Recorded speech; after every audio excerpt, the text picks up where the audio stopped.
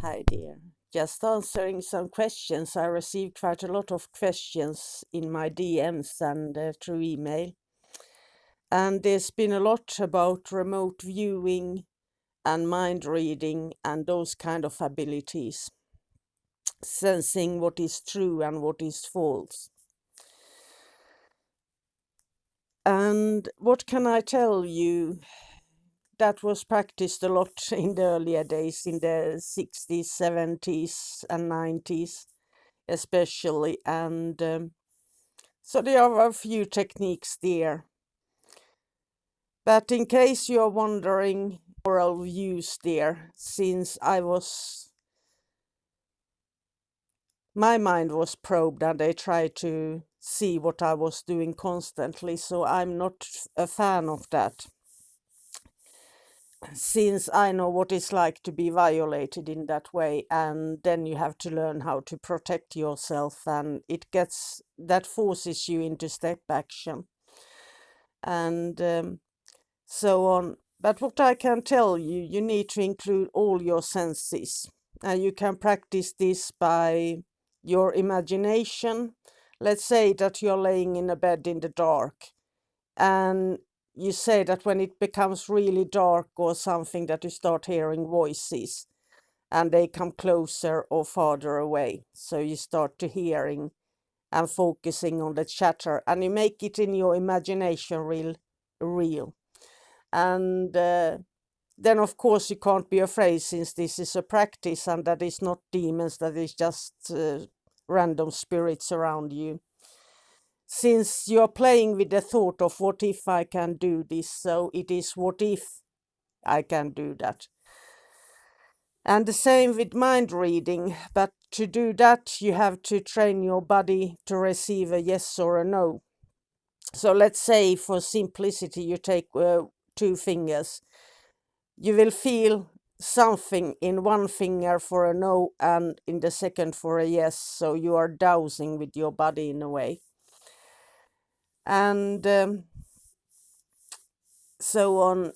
And a third tip, just to see what you're meaning by this, is that if you're an artist or a visual person with visual imagination, then you might see things with your mind's eye. Let's say that you're picturing something and you want somebody to tell you what they are seeing, or vice versa. But if you don't have visual abilities like me, you determine, let's say, a sentence, and you set a certain words that you want to hear to know that it is true, that you implant in their head, and so on. So that is the thing, that you must be honest with yourself. Are you an artist? Can you describe things through drawing, by art, by feeling and seeing it through different directions? Or do you just get a subtle vision sometimes that is clear, but not always? But I often can see sentences written or things like that.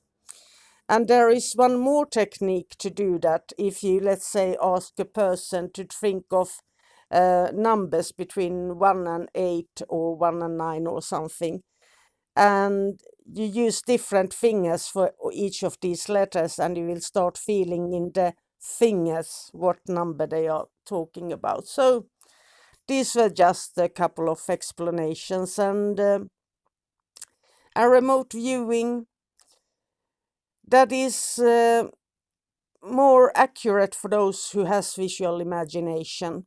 Otherwise you have to rely on your senses and make up your own symbols, like you just draw something down. Oh, I feel wet. So you feel these senses, but you can't see them actually. And that makes it quite hard, and everybody has their own quick handwriting that doesn't mean anything for anybody else but them.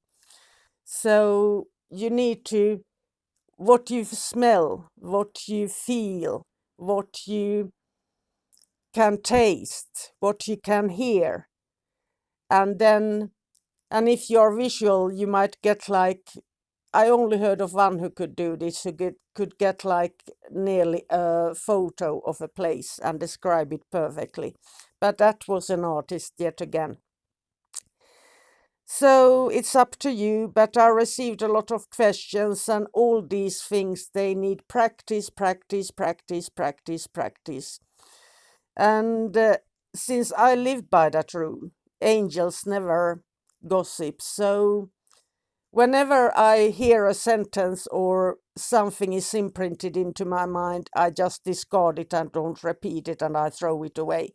So when the demons wants me to think something, they have to be very tactic and avoid gossip and so on as well. So I think that is the kind of way I block it out for the most time. Since an angel never gossips, they don't tell personal details.